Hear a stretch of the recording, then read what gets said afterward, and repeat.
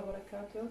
اليوم إن شاء الله راح نسوي المقلوبة خطوة بخطوة وياكم، وإن شاء الله تعجبكم الطريقة، والمقادير متوفرة وبسيطة بكل بيت، من الخضرة والدجاج والتمن، ما مو مواد يعني صعبة الحصول عليها. والبهارات أيضا هم متوفرة، نفس البهارات اللي نستعملها بكل المواد وحسب ذوق اللي ياكل واللي يعمل الطريقة. أنا راح أسوي لكم إياها إن شاء الله بأبسط صورة. اللي هي هنا عندي 700 غرام من الدجاج، وهذه هنا البهارات هي كاري وفلفل أسود، ملح، بابريكا، وهنا حوالي 4 فصوص من الثوم، عصير ليمونة واحدة، 4 حبات من البصل متوسطة الحجم، 2.5 من الأقداح مال القلاص، يعني قلاص من التمن غسلته ونقعته، 4 حبات من البطاطا اللي هي البوتيتا، باذنجان. أنا يعني أحب أكثر من البوتيتا بالمقلوبة، فراح أسوي حوالي كيلو، يعني هذا كيلو من الباذنجان، واختارها طويلة حتى تشوفون شكلها هسه من إن شاء الله نكملها. اختارها طويلة، مو يعني صغيرونة كلش، لا. الفلفل 3 حبات فلفل أخضر بارد، والطماطة هذه حوالي كيلو، راح أقسم منه نص للتمن بعد ما أضربه بالخلاط ويصير صلصة، والباقي أشرحه وأخليه يعني مع التمن بالمقلوبة. عندي هنا بصل، راس واحد من البصل ثرمته ناعم ويا سنين من الثوم. هذه التتبيلة مال الصوص مال الطماطة حتى أخليها للتمن. وإن شاء الله تعجبكم الطريقة وتتابعوني بالخطوات، وإن شاء الله ما أطول عليكم بالفيديو. وهذا الباذنجان قطعته بهذا الشكل، والبوتيتا نفس الشيء هم قطعتها، والطماطة والفلفل هذا عندي هسه، والبصل هو مقطع. بقى عندي انه الطماطة قسمتها مثل ما قلت لكم، خليت 5 حبات من الطماطة شرح، والنص الباقي خليته بالمحضر الطعام حتى اخلي فوقه خاشوقتين او خاشوقة ونص من المعجون، اي معجون متوفر عندك، واضربه بالمحضر الطعام ويصير عندي يعني نفس الصوص او الصوص العفو. بعدين احمس البصل واضيف اليه التمن حتى يصير لونه احمر وياخذ نكهة الطماطة ويصير بيه طعم كلش طيب.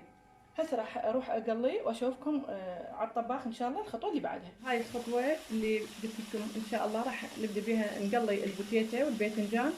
اني بديت خليت دهن اللي هو زيت النباتي، وبعدين خليت ربع الكمية مال الثوم والبصل اللي مفروم ناعم، وحمست اللحم مال الدجاج اللي هنا افخاذ، اي نوع من اللحم عندك، لحم عادي او لحم دجاج صدر، افخاذ، دجاجة كاملة تقطعيها، اللي متوفر عندك. بعد ما ينحمس واملحه وازيد البهارات اللي انا خصصتها بس لهذا للدجاج، اللي هي البابريكا والملح والكاري والفلفل الاسود. بعد ما ينحمس راح ازيدها واخلي المي مالتها ان شاء الله فوقاها، ويستوي اللحم اقليه واخليه على جهه، ويلي المواد اللي راح اقليها الباذنجان والبوتيتا والطماطة والفلفل الاخضر. اشوفكم بالخطوه اللي بعدها. وهذا المرق مال الدجاج كمل انسلق 30 دقيقه، تقدرين انت تتاكدين من عنده من تشوفين اللحم مال الدجاج هالشكل. هذه خلاص راح ابدي اقلي، والباذنجان قليته وكملته الحمد لله. وراح نبدا هسه بخطوه التمن طبعا منقعته اكثر من ساعه، وكملت التقلاه الفلفل الاخضر والبصل والطماطه. وهذا الدجاج ايضا قليته بعد ما انسلق، والسوب اللي عملت به المرق، يعني المرق مال الدجاج اني صفيته من البصل والشغلات اللي موجوده بالمرق، صفيته وبقى بس المي مال المرق راح استعمله للتمن. هسه التمن اضيف دهن واحمس البصل والثوم اللي عزلناهن على جهه، ما اخليه هوايه، لان اني راح استعمل هذا الدهن اللي قليت بيه بنكهة المواد والخضرة اللي قليتهن، واستفاد منه أحسن ما يعني أذبه.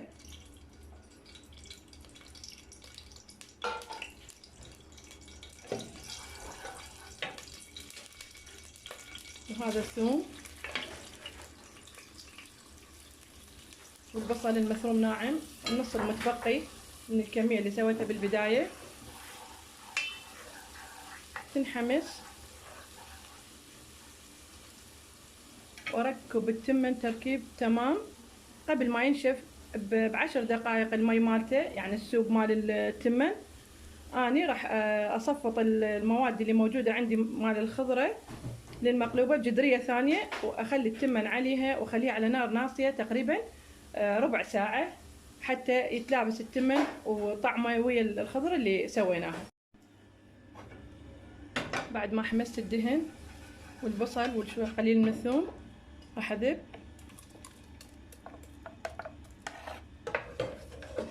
معجون الطماطة، والطماطة اللي عملناها بالمحضر الطعام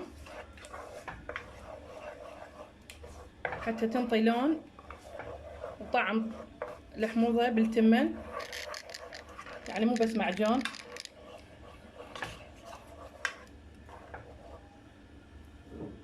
واضيف له شوية مي حتى تفور،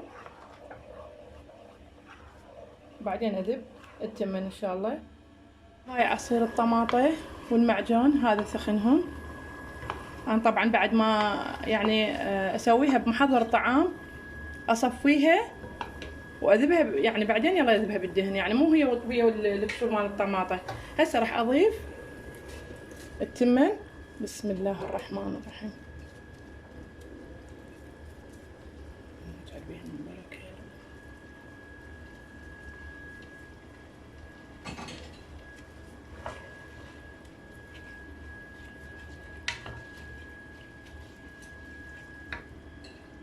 وهذا السوب مال مي الدجاج.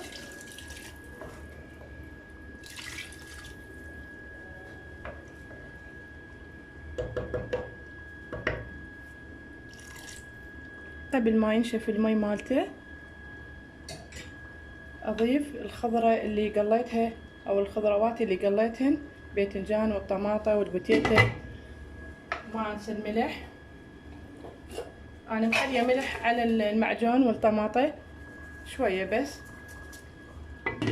وطبعا انت قبل ما تقلين المواد اللي تقلينها كلها تخلي لها كل وحده شويه شويه قليل من الملح حسب حاجتك او حسب مقدار اللي انت اللي تحبينه. حبيت اذكركم انه التمن ما ينترك على النار مثل التمن الابيض العادي.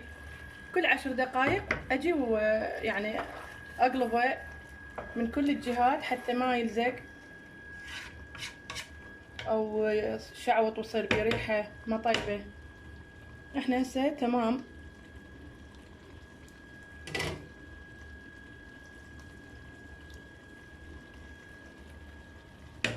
10 دقائق لخ ويخلص التمن ان شاء الله. وهاي المواد بعد ما قليتها حضرتها، البوتيتا والباذنجان طماطم فلفل بصل واللحم. وهذا التمن حوالي بعد 10 دقائق بعد ما اصفط هسه المواد هذه بالجدرية، واضيف التمن واخليه 10 دقائق على النار ونخليها ترتاح فد 5 دقائق ونقلبها وتشوفونها من اقلبها لكم ان شاء الله.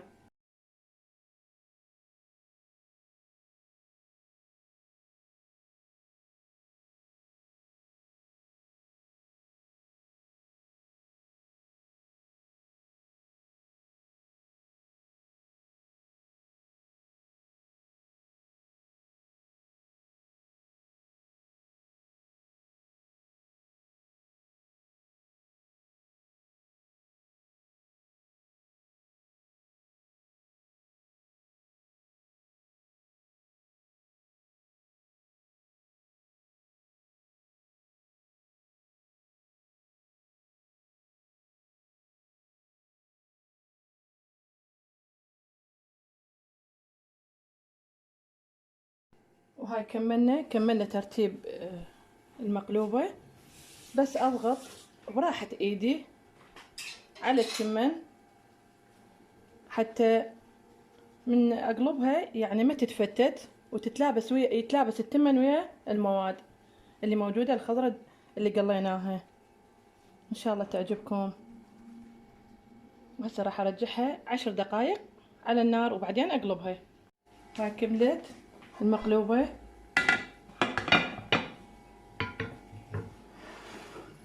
ان شاء الله ان شاء الله. بسم الله الرحمن الرحيم.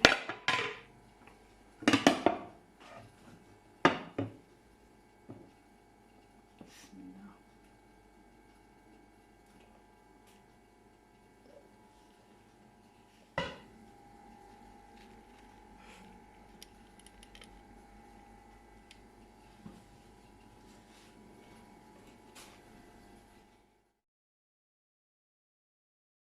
لا تنسوا الاشتراك وتفعيل جرس التنبيه والإعجاب بالفيديو حتى يصلكم كل ما هو جديد.